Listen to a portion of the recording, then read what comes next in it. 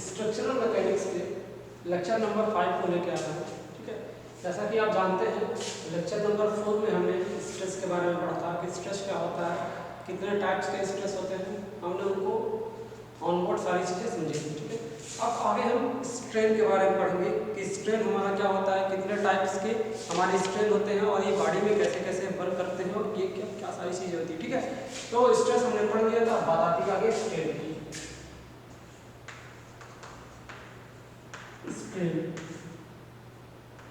Strain मतलब हमारा होता है विकृति। स्ट्रेन की हिंदी में होती है विकृति।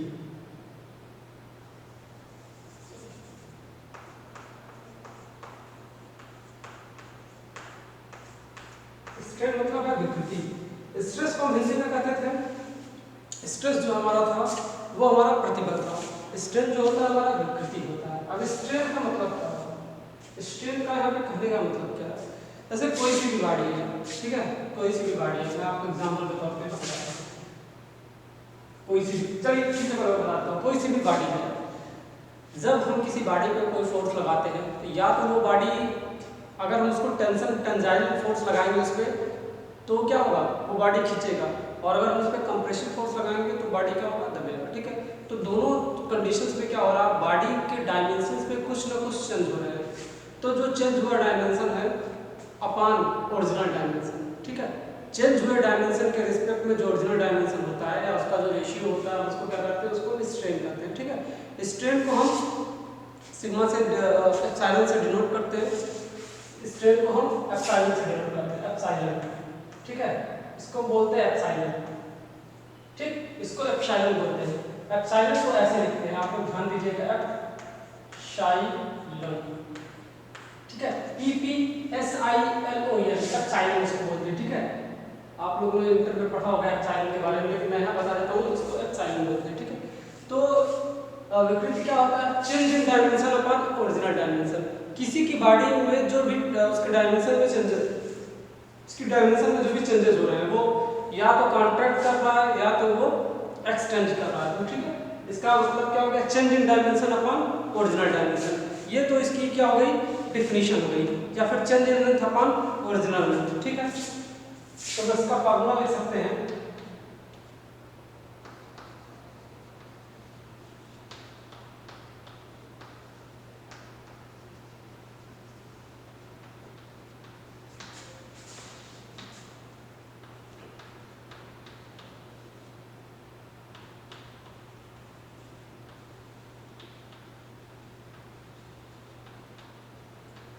Change in dimension upon original dimension. ठीक है, एप्सिलॉन का ये हमारा क्या हो गया, ये हमारा फार्मूला हो गया, change in dimension upon original dimension. अब डायमेंशन की जगह लेंथ भी हो सकता है, विड्थ भी हो सकता है, एरिया भी हो सकता है, वॉल्यूम भी हो सकता है और कुछ भी हो सकता है। अब अगर हम बात करते हैं इसके यूनिट की, तो इसका कैसा होता है, ये यूनिट लेस होता है। ये क्या होता है, यूनिट लेस होता है, क्योंकि अगर हम फार्मूला से देखते हैं, अगर हम लंबाई के टर्म लेते हैं तो चेंज इन डायमेंशन मतलब डायमेंशन में जो बदलाव हो रहा है, अगर हम इसको मान लेते हैं कि हमारा क्या है, डेल्टा है और लंबाई हमारी क्या है, डेल्टा है, तो यल से यल क्या होगा, ये दोनों कट जाएगा क्योंकि दोनों एक ही यूनिट है। आप मीटर में लीजिए चाहे मिलीमीटर में लीजिए चाहे सेंटीमीटर में लीजिए। ठीक है, तो इस तरह से जो हमारा स्ट्रेन हो गया, स्ट्रेन क्या है, किसी भी चीज की आकृति में जो बदलाव होता है बट उसकी ओरिजिनल जो आकृति होती है, चेंज इन डायमेंशन और ओरिजिनल डायमेंशन। तो यहाँ से हमारा ये चीज आ जाता है। यूनिट अगर इसका कोई पूछता है तो आप एक चीज जान लीजिए कि ये क्या होता है, ये बिल्कुल यूनिट लेस होता है। ठीक है, अब हम आगे बात करते हैं स्ट्रेन के टाइप्स के बारे में, कि ये कितने टाइप्स के स्ट्रेन होते हैं। ठीक है, तो सबसे पहला जो स्ट्रेन की बात करते हैं वो होता है tensile and compressive strain.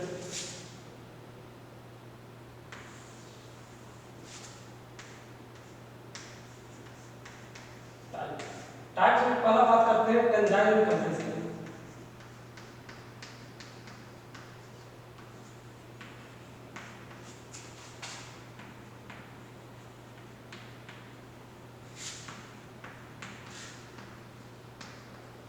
Tensile and compressive strain, tensile and compressive क्या होगा, कोई भी बॉडी है तो किसी बॉडी को खींच के बढ़ा रहे हैं। ठीक है, तो हमारे टेंजाइल की कैटेगरी में आएगा और दूसरा हमारा कंप्रेसिव की कैटेगरी में आएगा। जैसे हम आपको एक डायग्राम के थ्रू यहाँ समझा रहे हैं। ठीक, ये समझ लीजिए, कोई बॉडी है यहाँ पर, ठीक है, ये उसकी लेंथ है। ठीक, हम इस पे क्या कर रहे हैं, हम इस पे P कोई लोड लगा रहे हैं या F कोई फोर्स लगा रहे हैं, आप जो भी समझ सकते हैं, आप F भी इसको लिख सकते हैं, F का कोई फोर्स लगा रहे हैं। तो ये बॉडी क्या करेगा, ये बॉडी खींचने का कोशिश करेगा या फिर ये बॉडी क्या करेगा, बढ़ने का कोशिश करेगा। ठीक है, मतलब ये चीज ये चाहेगा कि हम अपने लेंथ में क्या करें, इंक्रीज करें। ठीक है, समझ लेते हैं कि इसकी लंबाई जो है, इसकी लंबाई क्या है हमारी, इसकी लंबाई हमारी क्या है L। ठीक, तो ये क्या होगा, ये लंबाई कुछ ना कुछ इसका बढ़ेगा। ठीक है, ये लंबाई क्या होगा, कुछ ना कुछ बढ़ेगा। समझ लीजिए हमारी लंबाई ये बढ़ गई, हमारी लंबाई इतनी बढ़ गई। अब ये जो हमारी लंबाई बढ़ी है, ये आप समझ लीजिए क्या है, ये आप समझ लीजिए डेल्टा एल है, डेल्टा एल। ये लंबाई हमारी क्या होगी, डेल्टा एल है। ठीक है, तो फार्मूला हमारा क्या कहता है, टेंजाइल के केस में हमारा फार्मूला क्या कहता है, फार्मूला हमारा वही होता है एप्सिलॉन। स्ट्रेन आप लिखिए या फिर एप्सिलॉन लिखिए। क्या होता है यहाँ पे, क्या हो रहा है, लेंथ को हम इंक्रीज कर रहे हैं ना, फार्मूला क्या होता है, change in length upon original length.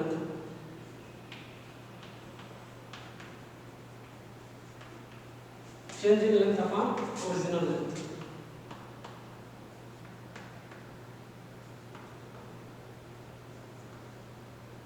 ठीक, change in upon length upon original length. Length में चेंज कितना हो रहा है, लेंथ में चेंज कितना हो रहा है, एल और डेल्टा एल। ठीक है, पूरी लंबाई में से क्या करेंगे, हम एल को घटा देंगे। यही तो हमारा चेंज हो रहा है ना। पहले हमारा क्या था, पहले लंबाई हमारा एल था, हमने खींच लिया और ये लंबाई कितना हो गया, डेल्टा एल। तो ये टोटल लंबाई हमारी हो गई L plus delta L, total लंबाई हो गई। अब इसमें से हम किसको माइनस कर देंगे, एल को, पूरी लंबाई को माइनस कर देंगे। और ओरिजिनल लेंथ क्या है, एल है। तो कितना आ जाएगा हमारा, इसी एल से हमारा ये एल कट जाएगा। ठीक, इस वाले एल से ये एल कट जाएगा, हमारा फार्मूला कितना आ जाएगा, डेल्टा एल बन। ठीक है, तो यहाँ पे एप्सिलॉन का जो फार्मूला आ गया, एप्सिलॉन का जो फार्मूला आ गया वो हमारा कितना आ गया, डेल्टा एल बाई एल। ये किसके केस में हो गया, ये हमारा टेंशन के केस में हो गया। ये अगर कोई बॉडी हमारी टेंशन के केस में रहेगी तो कुछ इस तरीके का हमारा आएगा। ठीक है, ये तो हमारा टेंशन के केस में हो गया कि अगर हमारा बॉडी टेंजाइल है तो कुछ इस तरीके का आएगा। ठीक है, आप इसको नोट कर लीजिए। ठीक है, ये किसके लिए, ये टेंजाइल के लिए, ये टेंजाइल के लिए, टेंजाइल स्ट्रेन। ठीक है, टेंजाइल स्ट्रेन। ठीक है, अब बात आती है कंप्रेसिव की, कि कंप्रेसिव क्या होता है। ठीक है, तो कंप्रेसिव के केस में हम आपको बता देते हैं क्या होगा।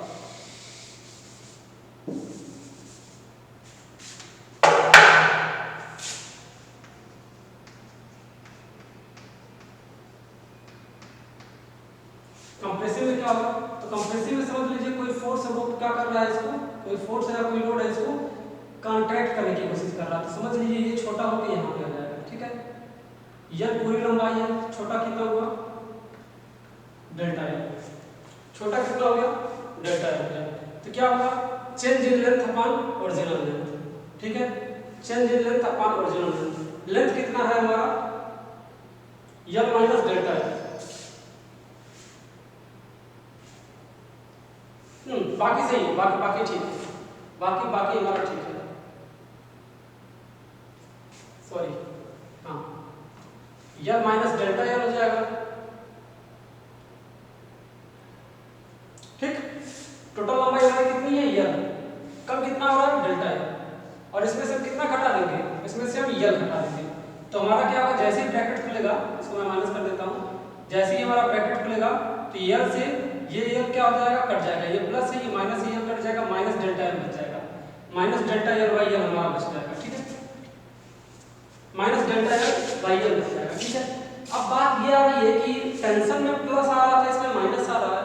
तो आप देख सकते हैं टेंशन में क्या कर रहे थे, बॉडी को खींच के बढ़ा रहे थे, इस वजह से जो इसका साइन था वो पॉजिटिव आ रहा था। लेकिन कंप्रेशन में क्या हो रहा है, हम बॉडी को कम कर रहे हैं, बॉडी को क्या कर रहे हैं, खींच के कम कर रहे हैं, इस वजह से ये नेगेटिव साइन शो हो रहा है। ठीक है, तो इसको आप नोट कर लीजिए, इसको आप नोट डाउन कर लीजिए,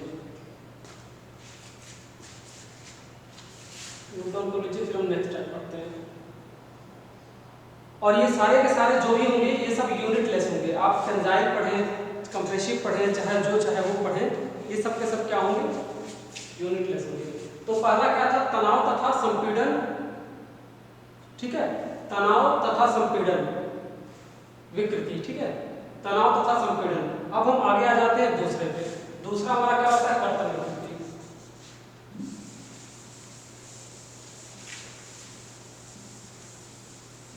नेक्स्ट टाइप पे आ जाते हैं, shear stress.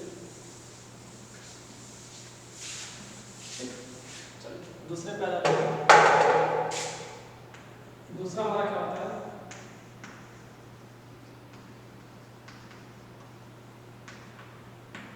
Shear strain. Shear strain को क्या बोलते हैं, कर्तन विकृति, ठीक है। शियर माने कर्तन, स्ट्रेन माने विकृति। शियर स्ट्रेन क्या होता है, मतलब अगर किसी बॉडी पे शियर फोर्स लग रहा है तो शियरिंग की वजह से वो बॉडी क्या होगा, जैसे कि मैं आपको एग्जांपल बताता हूँ, बिना एग्जांपल के आपको समझ नहीं है। ये कोई हमारी बॉडी है, ठीक है, समझ लीजिए बॉडी क्या है, नीचे से फिक्स है। जो बॉडी क्या है, नीचे से फिक्स है, ठीक है। हम क्या कर रहे हैं, इस बॉडी पे यहाँ से कोई लोड लगा रहे हैं, यहाँ पे लोड कोई पी लगा रहे हैं, तो ये बॉडी नीचे से क्या है, नीचे से फिक्स है, तो नीचे से तो मूव होगा, ऊपर वाला ही पार्ट मूव होगा। तो समझ लीजिए ये ऊपर वाला पार्ट कुछ इस तरह मूव हो रहा है, ठीक।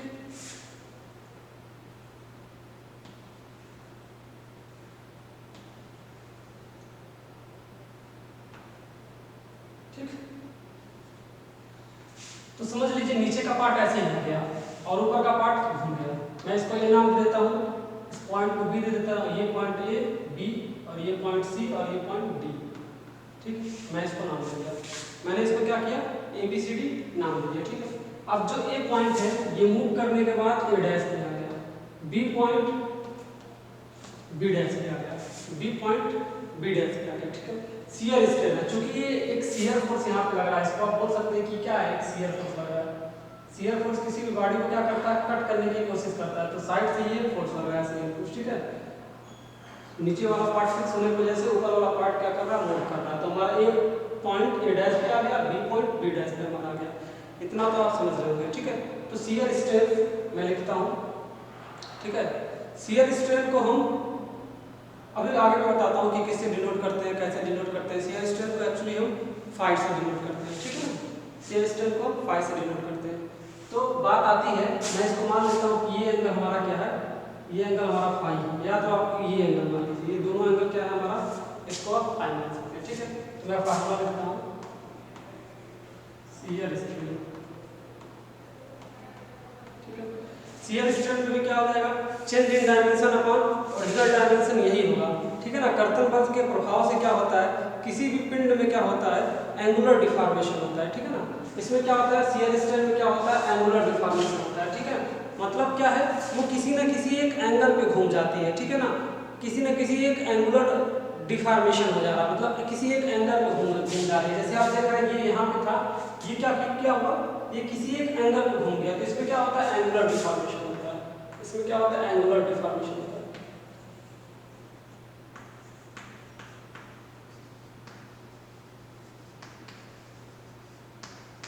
एंगुलर डिफॉर्मेशन, एंगुलर डिफॉर्मेशन का मतलब होता है कोणीय विरूपण, ठीक है। इसका मतलब होता है कोणीय विरूपण, ठीक है। इसका मतलब होता है, मैं लिख देता हूँ, कोणीय विरूपण।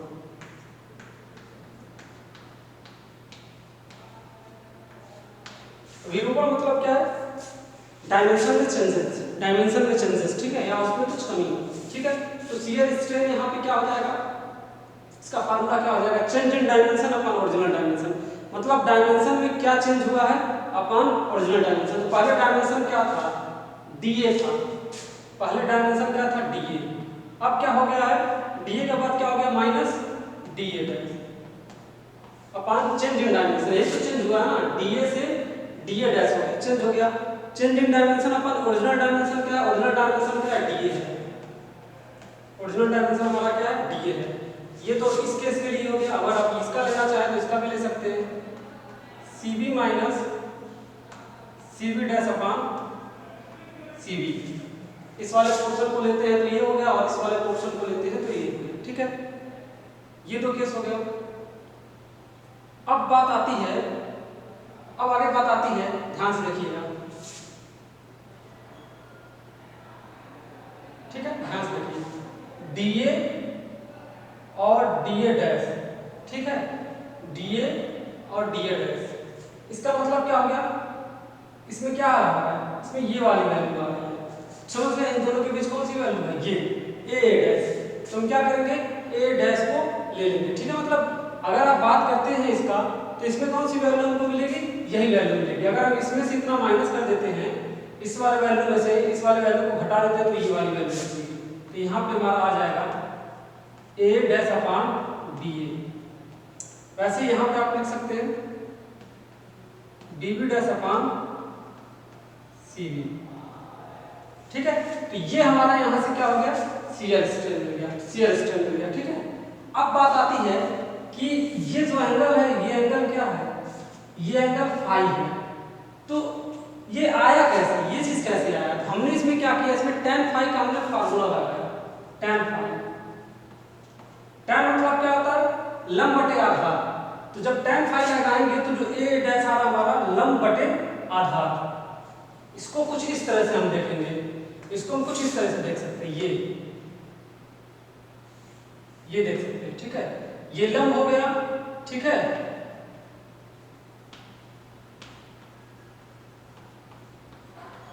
ये हमारा फाई हो गया।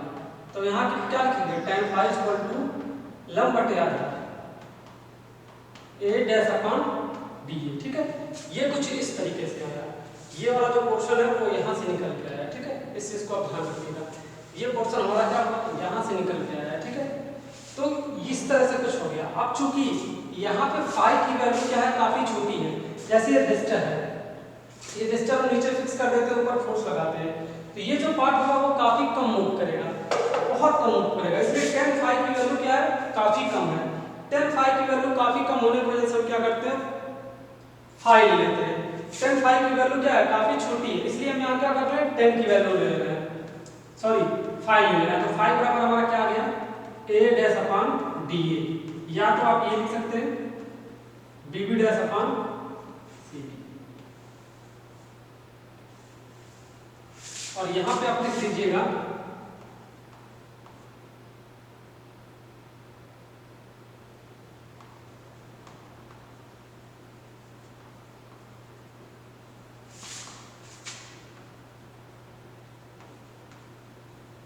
सो वी टेक इट फाई, ठीक है। tan फाई क्या है, tan फाई यहाँ पे काफी छोटा है, इसलिए हम क्या ले रहे हैं, यहाँ पे फाई की वैल्यू ले रहे हैं, ठीक है। तो जैसे ही हमने फाई की वैल्यू ली है, हमारी वैल्यू आ गई, ठीक है। फाई की वैल्यू हमारी क्या आ गई, change in dimension upon original dimension, ठीक है। तो आप इसको नोट डाउन कर लीजिए, नोट डाउन कर लीजिए, फिर हम आगे देखते हैं। नोट डाउन कर लीजिए।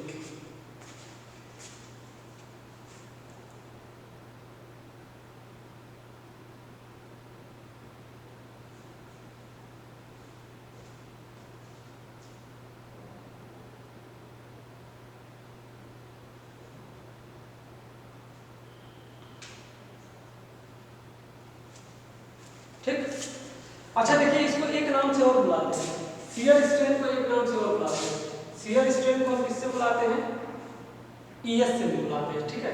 शियर स्ट्रेन को हम किससे बुलाते हैं, ईएस के नाम से बुलाते हैं। तो आप इसको लिख सकते हैं ES equal to phi equal to 4, ठीक है। ये जो भी काम, चलिए इरेज करते हैं इसको।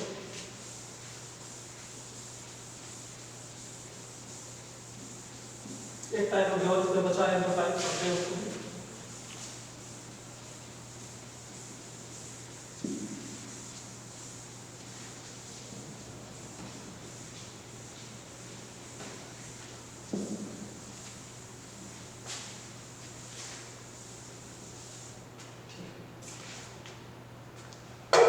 तीसरा टाइप पढ़ते हैं, ठीक है। दो टाइप तो हमने पढ़ दिया था, अब तीसरा टाइप पढ़ते हैं। तीसरे टाइप को हम क्या बोलते हैं, वॉल्यूमेट्रिक स्ट्रेन या फिर आयतन विकृति, वॉल्यूमेट्रिक स्ट्रेन।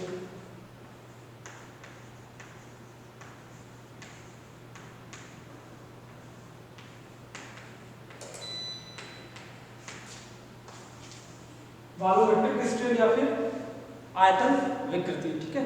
आयतन विकृति से भी इसको हम बोलते हैं। इसको हम किससे डिनोट करते हैं, इसको हम ईवी से डिनोट करते हैं, इसको हम ईवी से डिनोट करते हैं, ठीक है। वॉल्यूमेट्रिक स्ट्रेन का जो फार्मूला होता है, चेंज इन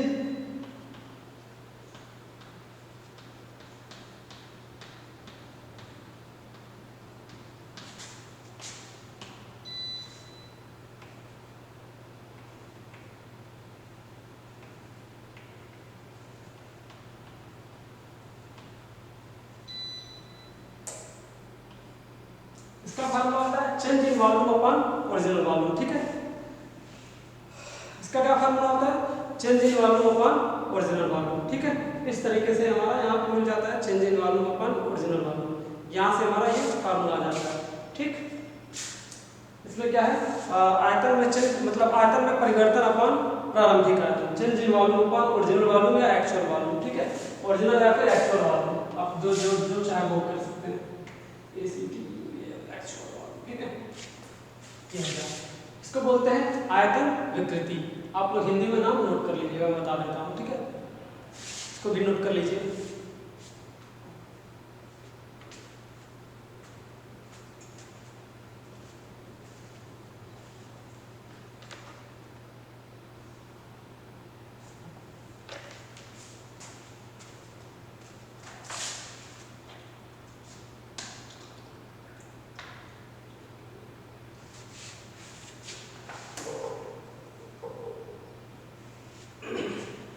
चलिए इरेज करते हैं, आगे आते हैं।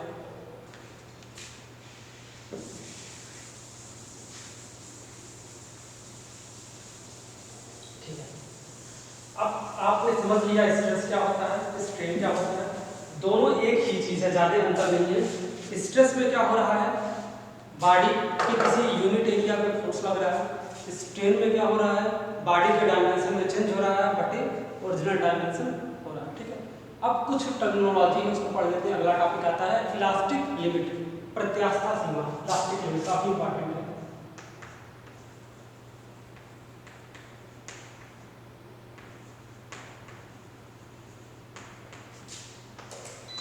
इलास्टिक लिमिट, इलास्टिक लिमिट को हम क्या बोलते हैं, प्रत्यास्था सीमा।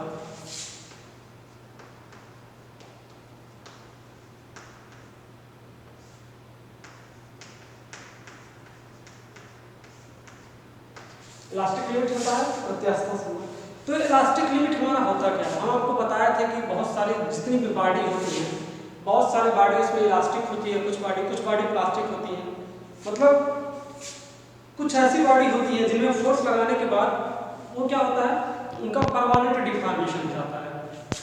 अगर हम किसी बॉडी को मोड़ दिए तो वो क्या होगा, हमेशा के लिए मुड़ जाएगा, ठीक है। तो उस टाइप की बॉडी जो होती है वो प्लास्टिक कहलाती है या प्लास्टिक स्टेज में आती है। इलास्टिक क्या होता है, किसी बॉडी को अगर मोड़ देते हैं या किसी बॉडी को हम खींच देते हैं, वो पुनः क्या करता है, अपने शेप में आ जाता है। तो किस वजह से आता है, किस प्रॉपर्टी की वजह से आता है, इलास्टिसिटी की वजह से आता है।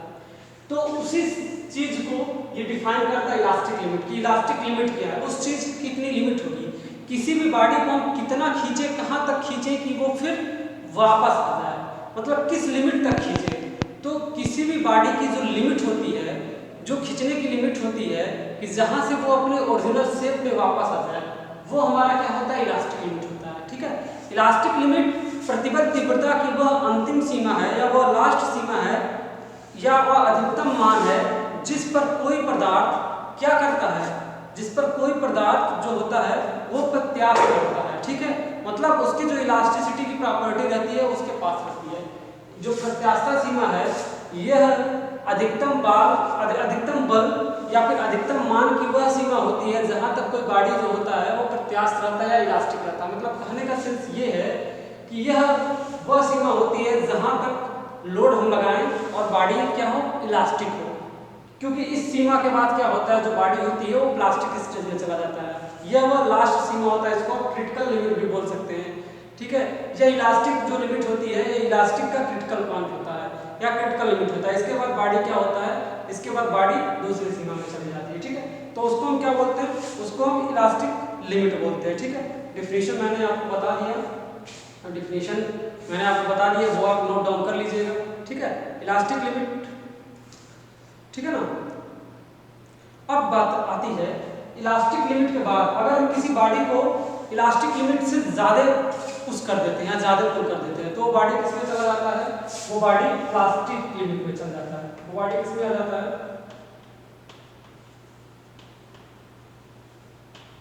वो बॉडी प्लास्टिक लिमिट में चला जाता है या प्लास्टिक स्टेज में चला जाता है, ठीक है। वो बॉडी क्या होता है, प्लास्टिक स्टेज में चला जाता है। अगर हम किसी बॉडी को इलास्टिक लिमिट से ज्यादा ले जाते हैं, ठीक है, इलास्टिक लिमिट से क्या करते हैं, ज्यादा ले जाते हैं। इलास्टिक लिमिट से हम ज्यादा ले गए तो क्या करता है, वो बॉडी हमारा प्लास्टिक स्टेज या हमारा प्लास्टिक सीमा में चला जाता है। ठीक है, ठीक। आगे आते हैं हुक का नियम। आगे हुक्स लॉ पढ़ते हैं कि हुक्स लॉ क्या है।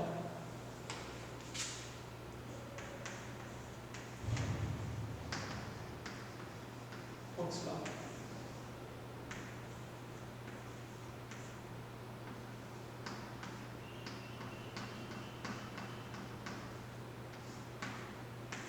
हुक का नियम, ठीक है। हुक एक साइंटिस्ट थे, एक साइंटिस्ट थे जिन्होंने एक कॉन्सेप्ट दिया था। इनका कॉन्सेप्ट ये था कि जो स्ट्रेस होता है वो स्ट्रेन के क्या होता है, डायरेक्टली प्रोपोर्शनल होता है। किसके लिए? अंदर, इलास्टिक लिमिट के अंदर। मतलब बात वही हो गया कि अगर हम किसी बॉडी पे स्ट्रेन हटा लेते हैं, किसी बॉडी पे लोड हटा लेते हैं, तो बॉडी क्या होता है, फिर से अपने इलास्टिक लिमिट के अंदर ही रहता है और वो अपनी पूरी प्रॉपर्टी जो होती है, इलास्टिसिटी जो होती है, वो उसको रिगेन कर लेता है, अपने ओरिजिनल शेप में आ जाता है। तो हुक ने क्या कहा, हुक ने बोला कि प्रत्यास्था सीमा के अंदर स्ट्रेस जो होता है वो स्ट्रेन के डायरेक्टली प्रोपोर्शनल होता है। मतलब under elastic limit stress is directly proportional to strain, ठीक है। जो प्रतिबल होता है वो विकृति के डायरेक्टली प्रोपोर्शनल होता है, ठीक है। इनका ये नियम था, stress is directly proportional to strain under elastic limit.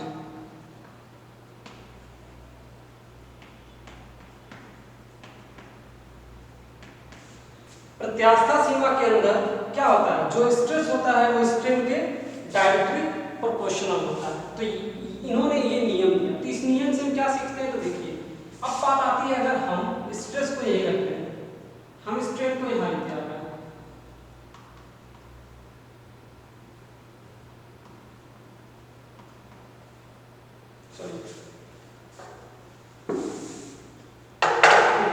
ये हमारा क्या है, stress is directly proportional to strain. तो हम यहाँ पे क्या करेंगे, स्ट्रेस इक्वल टू का जब चिन्ह लगाएंगे, इक्वल टू का जब हम साइन लगाएंगे, तो जब ये प्रोपोर्शनल हटेगा तो एक इलास्टिक कांस्टेंट आ जाएगा। ये क्या आ जाएगा, इलास्टिक कांस्टेंट मल्टीप्लाइड में क्या हो जाएगा, हमारा स्ट्रेन हो जाएगा।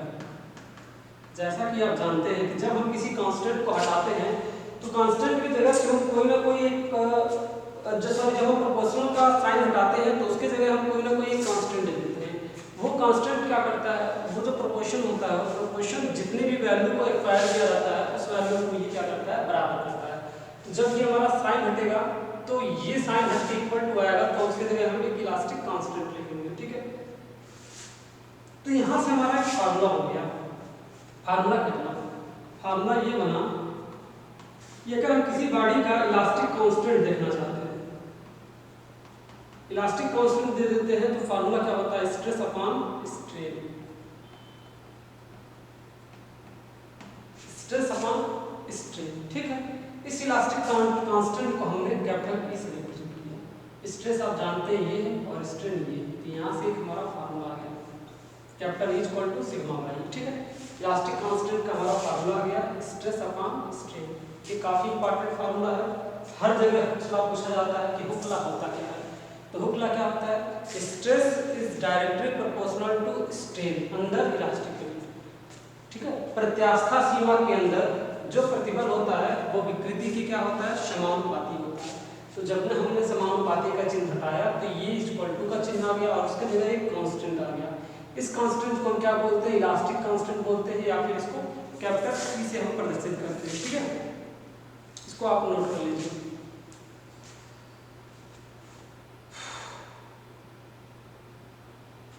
इसको आप नोट कर लीजिए।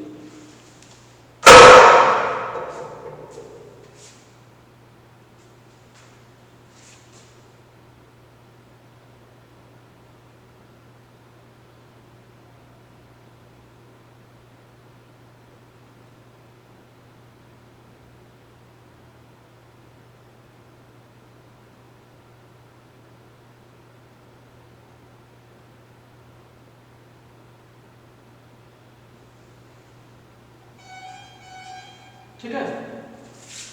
अब बात आती है कि जो हमारा इलास्टिक कांस्टेंट ई होता है, इसके और भी नाम होते हैं।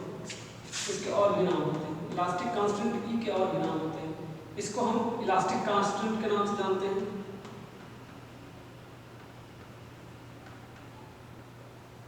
हुक्स कांस्टेंट के बारे में जानते हैं।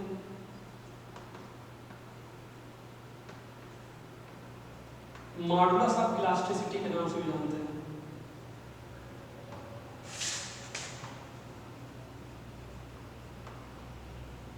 ठीक है, ये तीनों नाम इसके नोट कर लीजिए, तीनों नाम से इसको जानते हैं। ठीक है,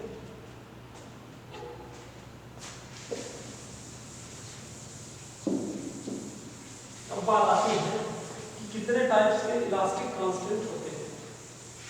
ठीक, आप लोग तो कर ही लिए होंगे।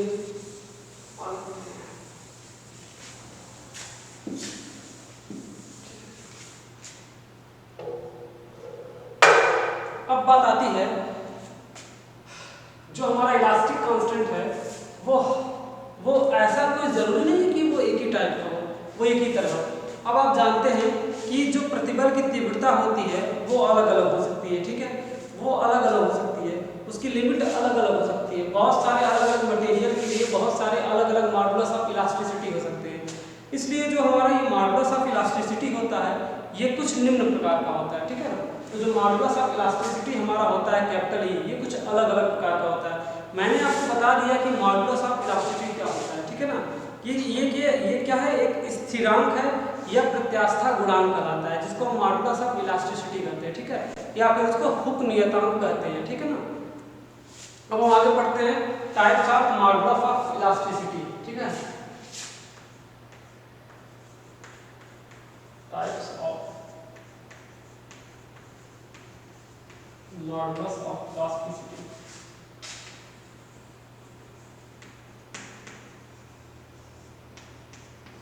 मॉडुलस ऑफ इलास्टिसिटी जो होती है वो कितने टाइप्स की होती है। तो जो पहला मॉडुलस ऑफ इलास्टिसिटी का टाइप आता है उसको हम बोलते हैं यंग मॉडुलस। ठीक है, जो पहला वाला टाइप होता है उसको यंग मॉडुलस बोलते हैं। यंग्स मॉडुलस, या इसी का दूसरा नाम होता है modulus of elasticity.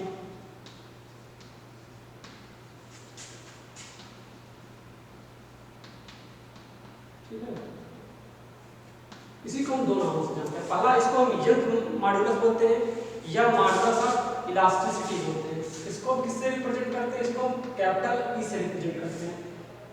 Young's modulus को हम बोलते हैं यंग मापांक, या मॉडुलस ऑफ इलास्टिसिटी को बोलते हैं प्रत्यास्था गुणांक। क्या होता है, प्रत्यास्था सीमा के अंदर प्रतिबल तीव्रता या सीधा प्रतिबल जो होता है, ठीक है, उसकी विकृति का मतलब आप ऐसे समझ सकते हैं कि जो प्रतिबल तीव्रता होता है या सीधा तीव्रता होता है बटे उसकी जो लंबाई में जो विकृति होती है उसको हम क्या बोलते हैं, यंग्स मॉडुलस बोलते हैं। ठीक है ना, आप डेफिनेशन इसका चाहें तो नोट कर सकते हैं। प्रतिबल सीमा के अंदर प्रत्यास्था सीमा के अंदर प्रतिबल तीव्रता अथवा सीधे प्रतिबल तथा उससे उत्पन्न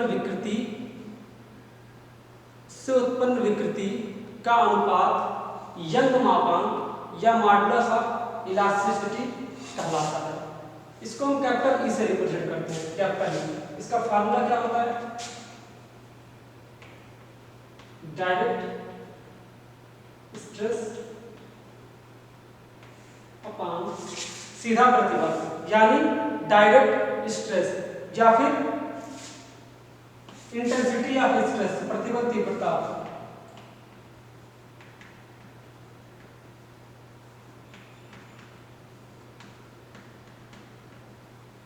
या तो इंटेंसिटी ऑफ स्ट्रेस।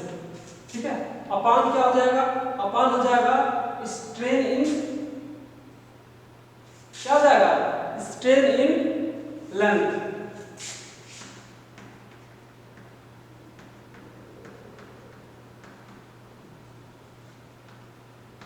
ये इसका फार्मूला हो गया। ठीक है, यंग मॉडुलस को हम क्या बोलेंगे, सीधा प्रतिबल या प्रतिबल तीव्रता बटे लंबाई में विकृति, मतलब लंबाई में जो लंबाई जो घट रहा है या जो लंबाई बढ़ रहा है। ठीक है, तो इसको हम क्या बोलेंगे, यहां से फार्मूला गया कैपिटल ई। डायरेक्ट स्ट्रेस को हम क्या बोलते थे, पी बोलते थे, और जो हमारा लंबाई घटता था या बढ़ता था उसको क्या बोलते थे, कैपिटल ई बोलते थे। तो यहाँ ठीक है, इसको हम क्या बोलते थे, स्मॉल ई बोलते थे, इसको पी बोलते थे। तो यहाँ से हमारा ये फार्मूला है, इसको आप नोट कर लीजिए तो फिर मैं नेक्स्ट बताऊँ।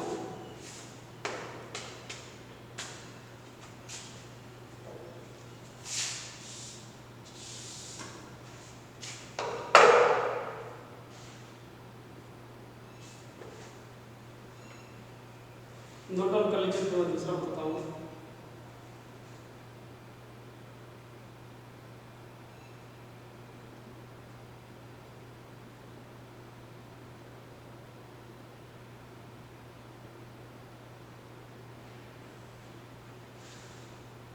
हाँ आशा, एक बात और, अगर इसके यूनिट की बात करें, अगर इसके यूनिट की बात करें तो लोड P बाई E है ना, P का क्या होता है, न्यूटन पर mm स्क्वायर, और ये क्या है, ये यूनिट लेस है, यहाँ यूनिट नहीं होता है, तो ये आ गया न्यूटन पर mm स्क्वायर। चलिए आगे आते हैं दूसरा नंबर पे।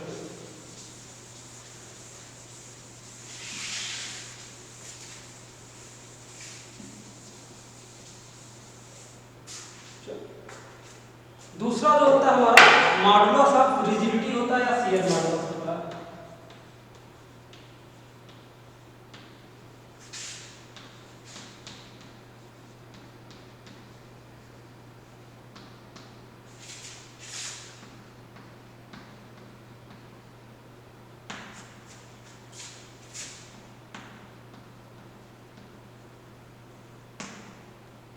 मॉडुलस ऑफ रिजिडिटी या फिर शियर मॉडुलस, इसको हम बोलते हैं कर्तन मापांक, ठीक है, इसको हम क्या बोलते हैं, कर्तन मापांक हम इसको बोलते हैं, ठीक है, इसको हम G से या फिर हम C से, इसको हम G से या फिर C से डिनोट करते हैं। इसको कैपिटल G से हम डिनोट करेंगे या कैपिटल C से, या कभी कभी हम इसको कैपिटल N से भी डिनोट करते हैं, या फिर कभी कभी हम इसको कैपिटल N तीनों से डिनोट करते हैं।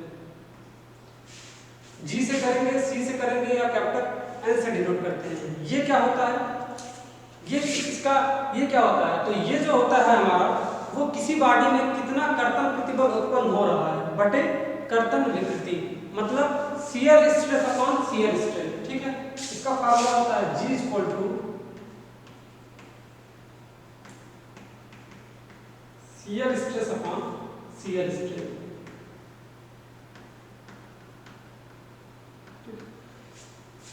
जो मैं फार्मूला लिख रहा हूँ आप लोग फार्मूला से डेफिनेशन नहीं बना सकते।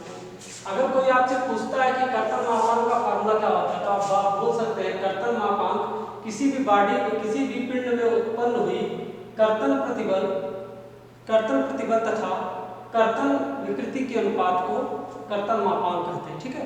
इस तरह आप काफी आसानी से इसका डेफिनेशन दे सकते हैं, ठीक है। अब जो हमारा शियर स्ट्रेस होता है इसको हम Q से डिनोट करते हैं, और जो शियर स्ट्रेन होता है इसको हम सिग्मा से डिनोट करते हैं, जो फाई से डिनोट करते हैं, जो हमने आपको बताया। तो यहाँ से फार्मूला हो गया G equal to Q upon phi. एक फार्मूला यहाँ से बना दिया, इसको आप नोट कीजिए। अच्छा, इसकी यूनिट क्या होगी, शियर स्ट्रेस, स्ट्रेस की यूनिट क्या होती है, स्ट्रेस की यूनिट होती है न्यूटन पर mm स्क्वायर। और फिर स्ट्रेन की यूनिट क्या होगी, इसकी यूनिट ये, स्ट्रेन की यूनिट क्या होगी, स्ट्रेन की यूनिट कुछ नहीं होती है, तो यहाँ से आ गया न्यूटन पर mm स्क्वायर। नोट कर लीजिए इसको।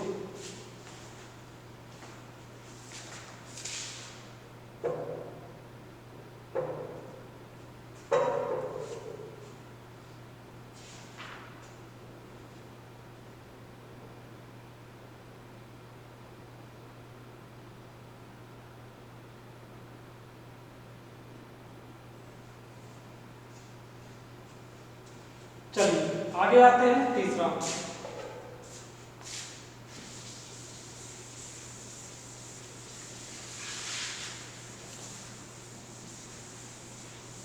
ये सब थ्योरी है, बहुत ज्यादा नहीं पूछी जाती है, लेकिन फिर भी एग्जाम में पूछा जा सकता है, इसलिए मैं इसको बता देता हूँ।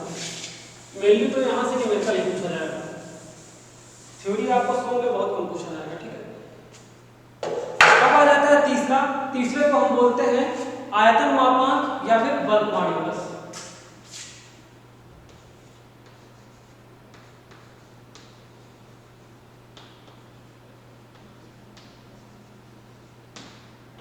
बल्क मॉड्यूलस या फिर इसको आयतन मापांक बोलते हैं, ठीक है। इसको हम कैपिटल के से डिनोट करते हैं, ठीक है। इसका फार्मूला होता है कैपिटल के इक्वल टू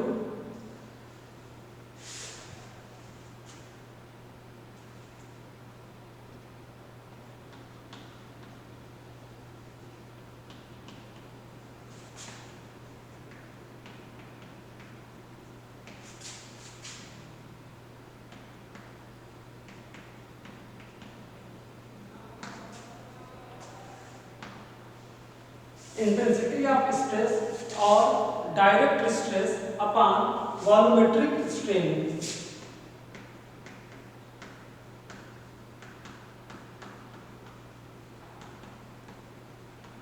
ठीक है, इसका फार्मूला होता है प्रतिबल तीव्रता अथवा सीधा प्रतिबल बटे आयतन विकृति। ठीक है, काफी आसान फार्मूला है। अब प्रतिबल तीव्रता को हम क्या बोलते थे, पी से डिनोट करते थे, पी इक्वल टू प्रतिबल तीव्रता या स्ट्रेस को हम किससे डिनोट करते थे, पी से, और वॉल्यूमेट्रिक स्ट्रेन को किससे डिनोट करते थे, ई से। तो यहाँ से हमको ये फार्मूला मिलेगा, यहाँ से हमको के का फार्मूला मिलेगा। ठीक है, इसको भी आप नोट डाउन कर लीजिए, काफी इंपॉर्टेंट है ये। अब बात आती है इसके यूनिट की, तो इसका यूनिट क्या होगा भाई, पी है, पी का हो जाएगा न्यूटन पर एमएम स्क्वायर। इसका कोई यूनिट ही नहीं होगा, तो यहां से हमको यूनिट क्या मिल जाएगा, न्यूटन पर स्क्वायर। ठीक, नोट डाउन कर लीजिए।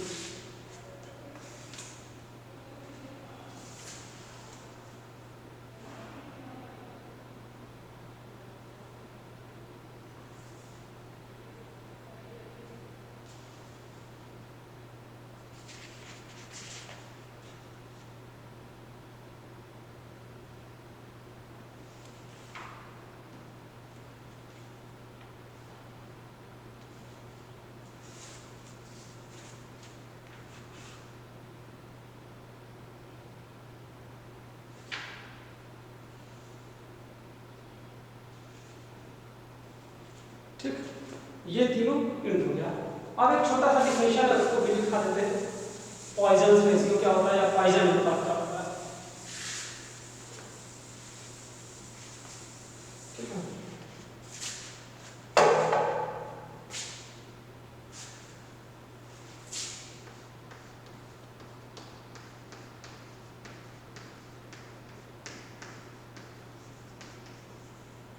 पॉइजन रेशियो या फिर इसको बोलते हैं पॉइजन अनुपात। ठीक है, इसको म्यू से डिनोट करते हैं, इसको म्यू से डिनोट करते हैं, पॉइजन रेशियो या फिर पॉइजन अनुपात बोलते हैं। ये क्या होता है, ये हमारा होता है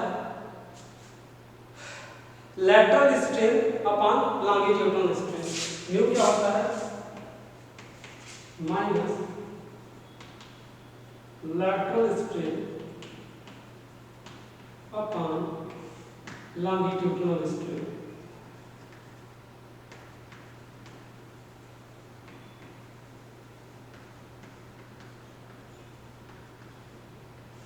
ये होता है लॉन्गिट्यूडिनल। आप जानते हैं लॉन्गिट्यूडिनल मतलब क्या होता है, अनुदैर्घ्य। लैटरल माने क्या होता है, अनुप्रस्थ। तो अगर किसी भी बॉडी में जो साइड से स्ट्रेन हो रहा है, जैसे ये है, ये कोई बॉडी हो गया, बॉडी में अगर इस तरफ से स्ट्रेन हो रहा है, तो ये हमारा क्या स्ट्रेन कहलाता है, ये हमारा लैटरल स्ट्रेन कहलाता है, ये हमारा लैटरल स्ट्रेन कहलाता है। ठीक, सॉरी ये लॉन्गिट्यूडिनल है, नहीं ये लैटरल है। ठीक है, ये लैटरल स्ट्रेन। अगर ये कोई बॉडी है, चलने की दिशा में अगर कोई स्ट्रेन हो रहा है, अगर इस डायरेक्शन में कोई स्ट्रेन हो रहा है, तो इसको हम बोलेंगे लॉन्गिट्यूडिनल स्ट्रेन। लेकिन अगर इस डायरेक्शन में कोई भी स्ट्रेन होगा, तो इसको हम बोलेंगे लैटरल स्ट्रेन। ठीक है, तो लैटरल स्ट्रेन अपना लॉन्गिट्यूडिनल स्ट्रेन। ठीक है, उसको हम बोलते हैं पॉइजन स्ट्रेन या पॉइजन अनुपात। इसको नोट कर लीजिए, आपके सिलेबस में नहीं है, लेकिन मैं फिर भी नोट करवा देता हूँ, कभी भी पूछ लिया जाता है। ठीक है, माइनस को लगा, माइनस क्या इंडिकेट करता है, तो माइनस ये इंडिकेट कर रहा है कि इसका जो रिजल्ट आ रहा है फाइनल, वो माइनस में आ रहा है। ठीक है ना, वो निगेटिव आ रहा है, इसलिए ये माइनस में लगाया जाता है। ठीक है, माइनस होता है, माइनस इसकी प्रकृति को शो करता है, इसके नेचर को शो करता है, किसका जो नेचर होता है वो निगेटिव होता है। ठीक है ना, अब आगे बात आती है, हम आपको इसमें क्या करते हैं, थोड़ा सा हम इसमें कुछ वैल्यू करते हैं। हाँ, एक बात और आप नोट कर लीजिए, जो म्यू की वैल्यू होती है, जो म्यू की वैल्यू होती है, -1 से 0.5 तक वैल्यू करती है। म्यू की जो वैल्यू होती है वो -1 से 0.5 वैल्यू करती है। अलग अलग मटेरियल के लिए अलग अलग म्यू का वैल्यू होता है, मतलब जो पॉइजंस रेशियो होता है अलग अलग मटेरियल के लिए अलग अलग होता है। ठीक है, नोट कर लीजिए इसको।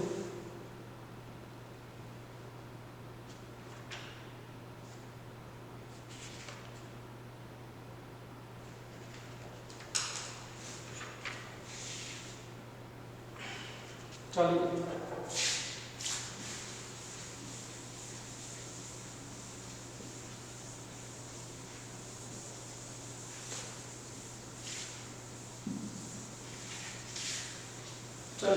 कुछ रिलेशंस के बारे में पढ़ लेते हैं। ठीक है, रिलेशन बिटवीन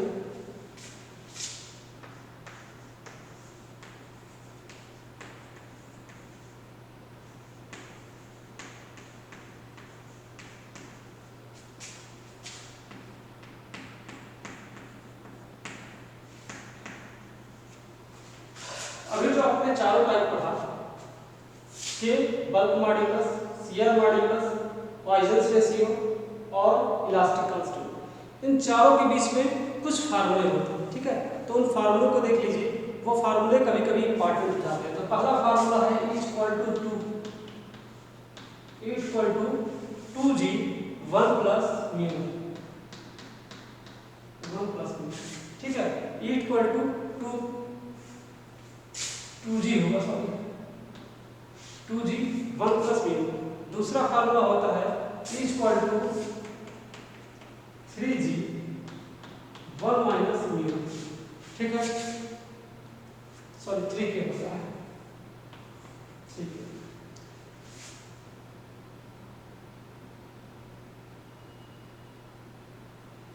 एक और है 9 kg + 3K + G। ये E का फार्मूला होता है, 9 kg / 3K + G। अब एक म्यू का फार्मूला होता है। म्यू का एक फार्मूला होता है, इसको नोट कर लीजिए। 3K - 2G / 9 kg, अरे सॉरी 6K +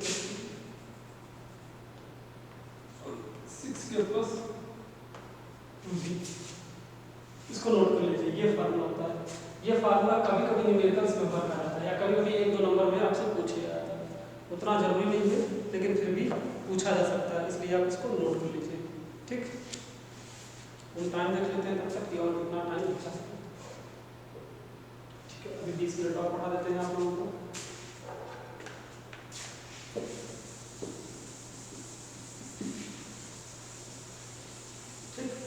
अब हम कुछ और पढ़ लेते हैं। स्ट्रेस स्ट्रेन कर्व के बारे में हम कुछ पढ़ लेते हैं। ठीक है, स्ट्रेस स्ट्रेन कर्व के बारे में पढ़ लेते हैं कि प्रतिबल विकृति वक्र क्या होता है। स्ट्रेस स्ट्रेन कर्व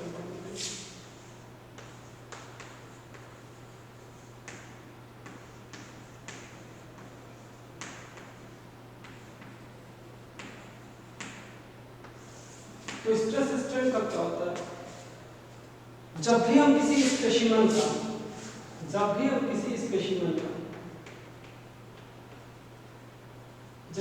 स्पेसिमेन का क्या करते हैं, टेंजाइल टेस्ट करते हैं। जब भी हम किसी स्पेसिमेन का क्या करते हैं, टेंजाइल टेस्ट करते हैं। ठीक है, तो जब भी हम किसी स्पेसिमेन का टेंजाइल टेस्ट करते हैं, तो जब भी हम टेंजाइल टेस्ट करते हैं तो क्या होता है, बॉडी पे लोड पड़ता है। बॉडी क्या करती है, टेंशन में आती है, तो वो धीरे धीरे टेंशन में आएगी।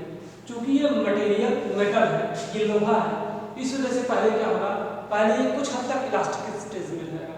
ठीक है, इलास्टिक स्टेज के बाद एल्डिंग स्टेज में जाएगा, फिर प्लास्टिक स्टेज में जाएगा। प्लास्टिक स्टेज में जाने के बाद मैक्सिमम लोड पे जाएगा, फिर वो क्या करेगा, वो टूट जाएगा।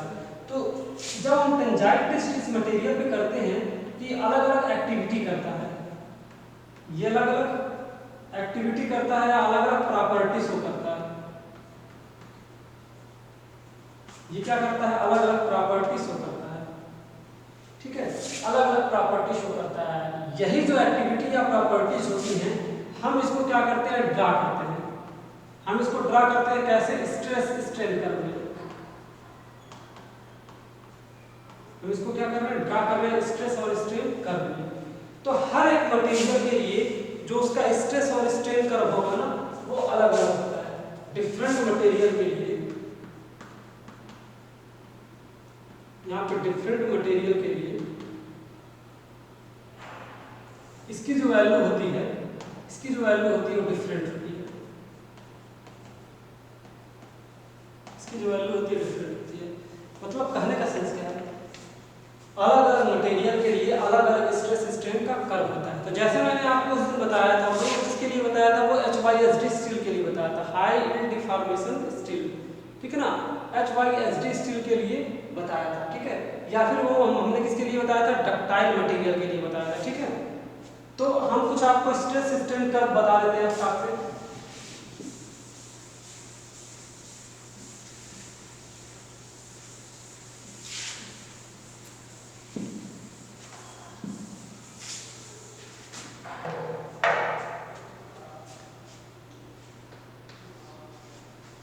पहला जो स्ट्रेस स्ट्रेन कर्व है, ठीक है,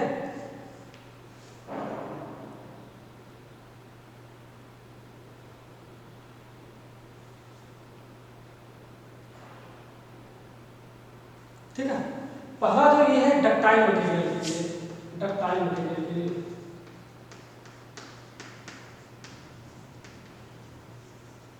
डक्टाइल मटेरियल मतलब तन्य मटेरियल के लिए, HYSD बार्स के लिए, ठीक है। इससे मैंने आपको बताया था कैसे होता है, इस तरीके से कुछ ग्राफ होता है, ये आपका स्ट्रेस होता है, ये आपका स्ट्रेन होता है, ठीक है। ये आपकी क्या होती है,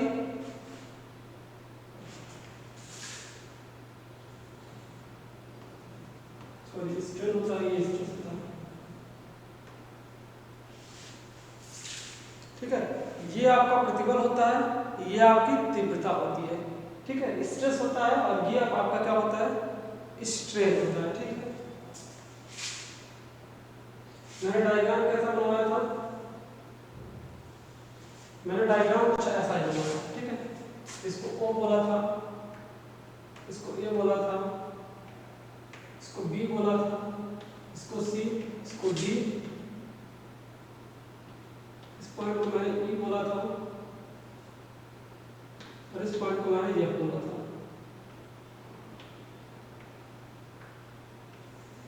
ये क्या था, ये इलास्टिक जोन था और ये क्या था, प्लास्टिक। मैंने आपको क्या बताया था, ओ से लेके ए तक जो बॉडी है वो लिमिट ऑफ प्रोपोर्शनलिटी या इलास्टिक लिमिट को फॉलो करता है, ठीक है। वो क्या कर रहा है, इलास्टिक लिमिट को फॉलो कर रहा है। बी जो पॉइंट होता है वो इलास्टिक लिमिट होता है, मतलब बी तक जो है वो इलास्टिक लिमिट है। बॉडी क्या है, अगर बी तक है तो बिल्कुल इलास्टिक में है, बी के बाद अपने शेप में आ सकता है। लेकिन जो सी पॉइंट होता है, सी हमारा क्या होता है, हाई एल्डो पॉइंट होता है और डी हमारा लो एल्डो पॉइंट होता है। यहाँ से मटेरियल बदलाव चालू हो जाता है और डी के आगे काफी हद तक बदल जाता है। इसके बाद हम हल्का सा ही अगर स्ट्रेस की वैल्यू लगाते हैं तो स्ट्रेन हमारा काफी ज्यादा होता है। तो हमारा ई ऐसा पॉइंट होता है जहां पे आके हमको क्या मिलता है, ई पे हमको क्या मिलता है, ई पे हमको अल्टीमेट लोड मिलता है।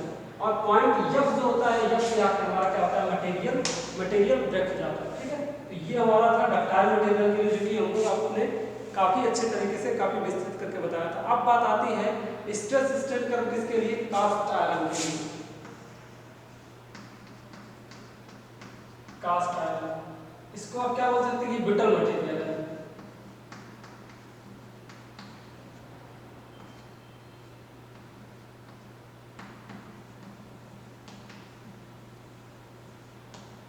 ये क्या है, ब्रिटल मटेरियल है। कास्ट आयरन क्या होता है, काफी ज्यादा ब्रिटल होता है और बहुत जल्दी टूट जाता है, ठीक है।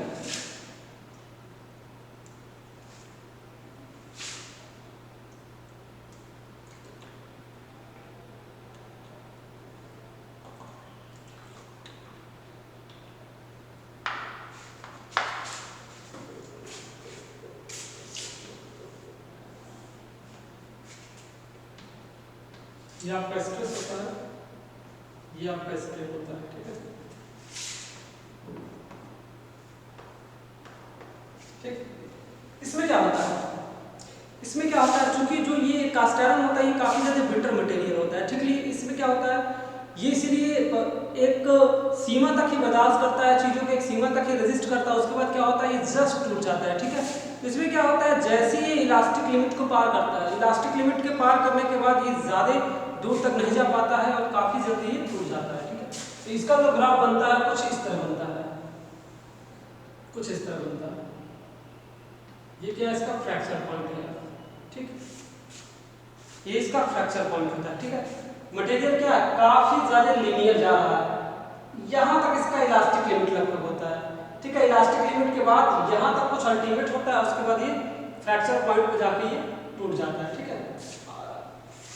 कब हल्का सा और आगे बना सकते बस, जब मैं दोबारा बना देता हूँ हल्का सा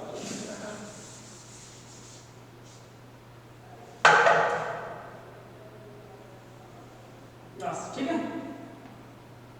इसका फ्रैक्चर पॉइंट है, ठीक है। अल्टीमेट पॉइंट कुछ यहाँ पे होता है, इलास्टिक पॉइंट कुछ यहाँ पे होता है, ठीक है। तो इस टाइप का कुछ एक कर्व होता है। यह यहाँ पे क्या फ्रैक्चर है, यह यहाँ पे क्या फ्रैक्चर है,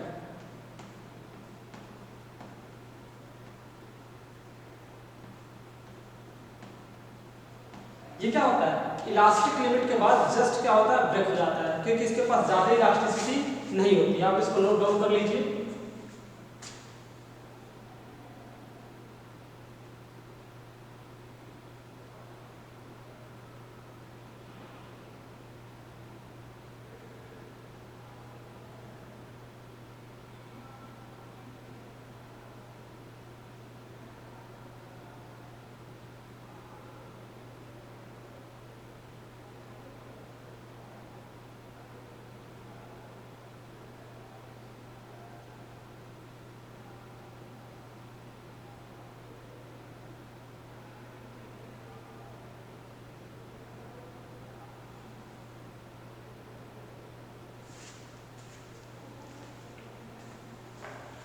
ठीक है, आगे आते हैं।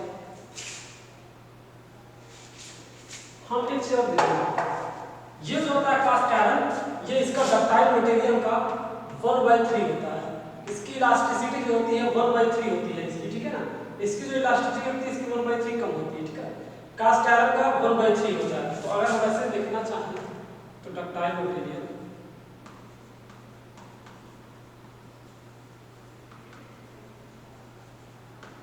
इक्वल टू 1/3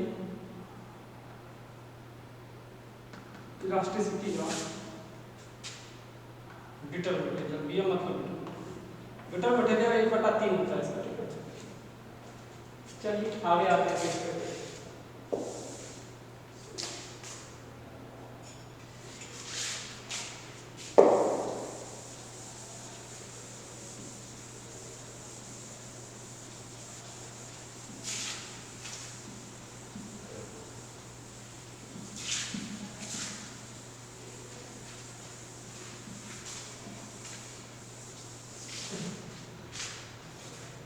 तीसरा आता है अल्युमिनियम के लिए।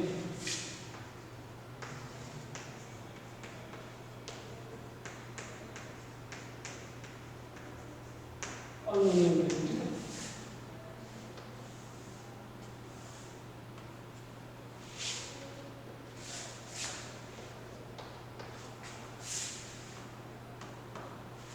ठीक, इसका स्ट्रेस सिस्टम का कुछ इस प्रकार बनता है।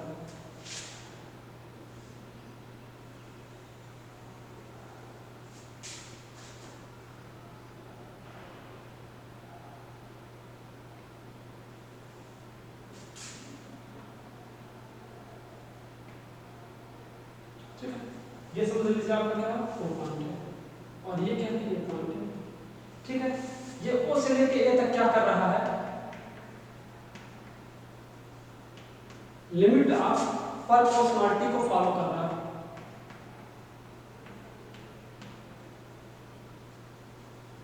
लिमिट ऑफ प्रोपोर्शनलिटी को फॉलो कर रहा है, मतलब प्रत्यास्थता की सीमा के अंदर है, प्रत्यास्थता की सीमा को फॉलो कर रहा है। लेकिन ये क्या होता है, ऐसे डक्टाइल मटेरियल के लिए क्या था कि उसका जो एंड पॉइंट था वो काफी ज्यादा आगे था। लेकिन इसमें क्या होता है, ए पॉइंट पर ही ये क्या है, ए पॉइंट पर ही इसका इसका क्या है, सी जो होता है ए पॉइंट पे भी सी क्या है, सी इसका एंड पॉइंट आ जाता है, ये एंड पॉइंट आ जाता है। इसी लिमिट के बाद क्या होता है, जस्ट इसका एंड पॉइंट आ जाता है और यहां तक आते आते ई हमारा आ जाता है, जहां पे ई क्या है, अल्टीमेट स्ट्रेंथ। ये हमारा क्या आ जाता है, अल्टीमेट स्ट्रेंथ हो जाता है। फिर ये क्या है हमारा, यहाँ एफ आ जाता है, एफ क्या होता है हमारा, फ्रैक्चर पॉइंट होता है, एफ हमारा क्या आ जाता है, फ्रैक्चर पॉइंट।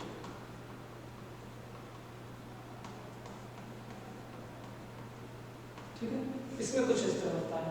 ये तक जो है हमारा लिमिट ऑफ प्रोपोर्शनैलिटी है। ठीक है, समानुपाती की जो सीमा होती है, लिमिट ऑफ प्रोपोर्शनैलिटी, जिसको हम बोलते हैं, क्या बोलते हैं, समानुपाती सीमा। ठीक है ना, समानुपाती सीमा तक रहता है, या फिर जिसको इलास्टिक लिमिट भी कहते हैं। ठीक है, इसको इलास्टिक लिमिट भी कहते हैं, आप ध्यान दीजिएगा भाई, बार बार बताना पड़ रहा है, इसको इलास्टिक लिमिट कहते हैं। ठीक है, आपको लिख दे रहा हूँ, इलास्टिक लिमिट आता है, मतलब जहाँ तक इलास्टिसिटी की प्रॉपर्टी रहती है, आप देख भी रहे हैं कि यहाँ तक बिल्कुल सीधा लाइन गया और इसके बाद क्या है, कर्व टाइप का बन गया, मतलब ये यहाँ से परमानेंट डिफॉर्म हो गया, यहाँ से परमानेंट डिफॉर्म हो गया, मतलब यहाँ तक इलास्टिक लिमिट था, ये क्या था, ये इलास्टिक लिमिट था, और ये किस में आ गया, प्लास्टिक लिमिट में आ गया। ठीक, तो ये चीज एक हो गया, इसको भी नोट डाउन आप कर लीजिए। फिर आपको कुछ छोटे छोटे डेफिनेशन बता देंगे और कल से नोट करेंगे।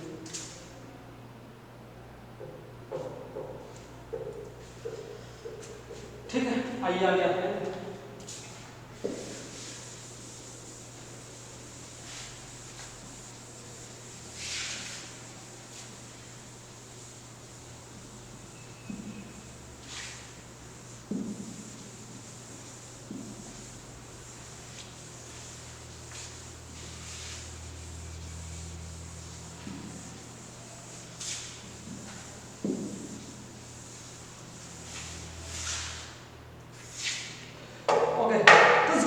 आते हैं स्टूडेंट, उन डेफिनेशंस को हम पढ़ लेते हैं। ठीक है, सबसे पहले डेफिनेशन आता है कि अल्टीमेट स्ट्रेस का होता है।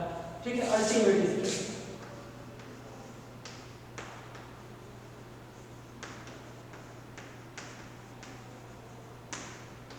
अल्टीमेट स्ट्रेस, अल्टीमेट स्ट्रेस को हम बोलते हैं अंतिम प्रतिबल। ठीक है, इसको हम क्या बोलते हैं, अंतिम प्रतिबल।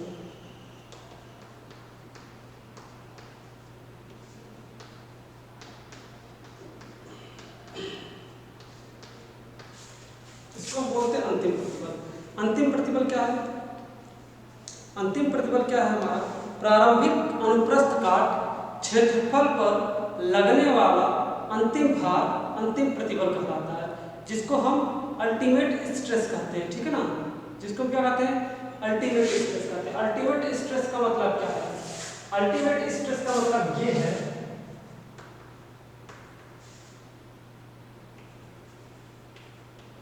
अल्टीमेट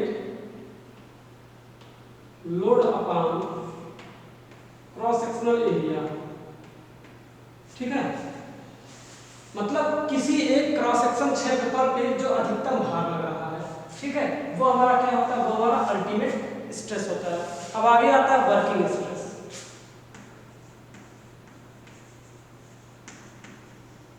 वर्किंग स्ट्रेस कार्यकारी प्रतिबल।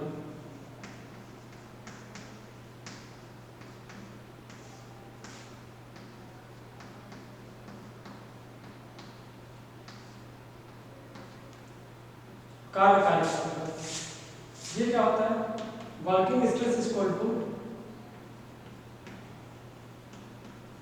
Working load upon cross sectional area. C by S मतलब क्रॉस सेक्शनल एरिया या काट का क्षेत्रफल, आपको समझ जाएंगे। ठीक है, अब देखिए होता क्या है, अल्टीमेट लोड क्या है, वर्किंग लोड क्या है। जैसे कि अभी हम क्या है, हम अभी जमीन पे खड़े हैं, ठीक है, या फिर हम इस पर प्रेशर लगा रहे हैं ऐसे, तो ये क्या है, ये वर्किंग लोड है। हम वर्क करते समय जो लोड लगा रहा है वो वर्किंग लोड हो गया। जैसे मैं लिख रहा हूँ तो मेरे लिखने पे इस बोर्ड पे जितना लोड लग रहा है वो वर्किंग हो गया। लेकिन अल्टीमेट क्या है, हम इसको पंच माप रहे हैं, इसको काफी तेज से क्या कर रहे हैं, पंच माप रहे हैं। तो इस एरिया में हमने क्या किया, इस एरिया में हमने क्या किया, इस एरिया में हमने कोई चीज लिखा, तो ये वर्किंग लोड हो गया अपॉन एरिया। और इस एरिया को हम क्या कर रहे हैं, पंच कर रहे हैं, तो मतलब अल्टीमेट स्ट्रेस लगा रहे हैं। अब मेरे पास जितना लोड है हम उस लोड को क्या कर रहे हैं, टोटल उस लोड को उस एरिया पे लगा रहे हैं, ठीक है, तो वो हमारा होता है अल्टीमेट, ठीक है। वर्किंग मतलब हम वर्क के टाइम में जितना लोड लगा रहे हैं वर्किंग पे, ठीक है। अब आगे आता है फैक्टर ऑफ सेफ्टी या सुरक्षा गुणांक। लास्ट आता है फैक्टर ऑफ सेफ्टी।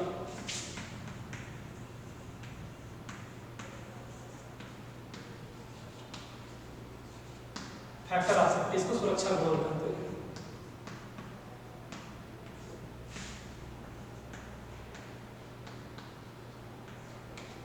इसको सुरक्षा गुणांक कहते हैं, ठीक है। फैक्टर ऑफ सेफ्टी को हम एस से डिनोट करते हैं, फैक्टर ऑफ सेफ्टी को एस से डिनोट करते हैं। इसका फार्मूला होता है, फैक्टर ऑफ सेफ्टी को एस से डिनोट करते हैं या फिर एफ ओ एस भी करते हैं। फैक्टर ऑफ सेफ्टी क्या होता है, फैक्टर ऑफ सेफ्टी की डेफिनेशन होती है जो हमारी अंतिम प्रतिबल होती है, अंतिम प्रतिबल अपान कार्यकारी प्रतिबल, ये हमारा क्या होता है, फैक्टर ऑफ सेफ्टी होता है। मतलब क्या कहेंगे, ultimate stress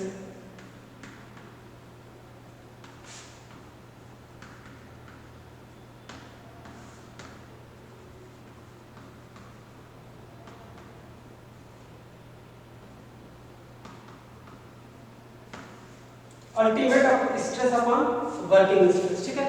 factor of safety ultimate हमने ऊपर क्यों लिया, हमने ऊपर अल्टीमेट इसलिए लिया क्योंकि अगर हम अपने लोड, अगर अपने स्ट्रेस की वैल्यू ज्यादा लेंगे तो हमारा जो बिल्डिंग है या फिर जिस स्ट्रक्चर को हम बना रहे हैं वो स्ट्रक्चर हमारा सेफ होगा। अगर इस वैल्यू को हम ज्यादा लेते हैं तो हमारा ये फैक्टर ऑफ सेफ्टी भी क्या आएगा, ज्यादा आएगा। और इस वैल्यू को अगर हम कम लेंगे तो ये वाली वैल्यू भी हमारी क्या आएगी, कम आएगी। इसी वजह से हम हमेशा क्या करते हैं, अल्टीमेट स्ट्रेस को ऊपर रखते हैं, वर्किंग लोड को नीचे रखते हैं। तो इससे हमारा क्या होता है, डबल फैक्टर ऑफ सेफ्टी हो जाती है। एक तो फैक्टर ऑफ सेफ्टी हम खुद लेके चलते हैं, भाई 2 लोग के लिए मकान बना रहे हैं तो 3 या 4 लोग के लिए डिजाइन करते हैं, और दूसरा फैक्टर ऑफ सेफ्टी हम यहाँ से लेके चलते हैं, ठीक है। तो इस तरीके से कुछ चीजें आज हमने आपको बताई, ठीक है ना, इसको आप नोट कर लीजिए। कुछ चीजें आज हमने आपको बताई हैं, बाकी का जो पार्ट है इसमें कल से न्यूमेरिकल स्टार्ट हो जाएगा। जितने भी मैंने आपको आज फार्मूला बताया, ई का, जी का, के का, म्यू का, इन सारे फार्मूले को आप राइट डाउन कर लीजिएगा, अच्छे से याद कर लीजिएगा, क्योंकि ये सारी की सारी चीजें आपको नेक्स्ट टर्म पे काफी ज्यादा काम आने वाली है, ठीक है ना। तो लेक्चर नंबर 5 यहीं तक रहने देते हैं। लेक्चर नंबर 6 में आप सारे लोग कैल्सी का प्रयोग करिएगा, कैल्सी लेके आइएगा, ठीक है ना, क्योंकि लेक्चर 6 में कैल्सी की काफी ज्यादा आवश्यकता पड़ेगी। मैं आपको इसी का बता देता हूँ, बिना कैलकुलेटर के कोई सा भी काम नहीं हो पाएगा। ये जो सब्जेक्ट है सो या फिर स्ट्रेंथ ऑफ मटेरियल, जिसको असल में बोलते हैं सॉलिड मैकेनिक्स या फिर स्ट्रक्चरल मैकेनिक्स, इस सब्जेक्ट में 100% आपके कैलकुलेटर का यूज है और आपका कैल्सी बेस्ड न्यूमेरिकल होता है, क्योंकि बिना आप इसके कुछ भी नहीं कर पाएंगे, ठीक है। तो फिर स्टूडेंट्स चलते हैं, आपसे फिर मिलते हैं स्ट्रक्चरल मैकेनिक्स के लेक्चर नंबर 6 में। Okay, thank you.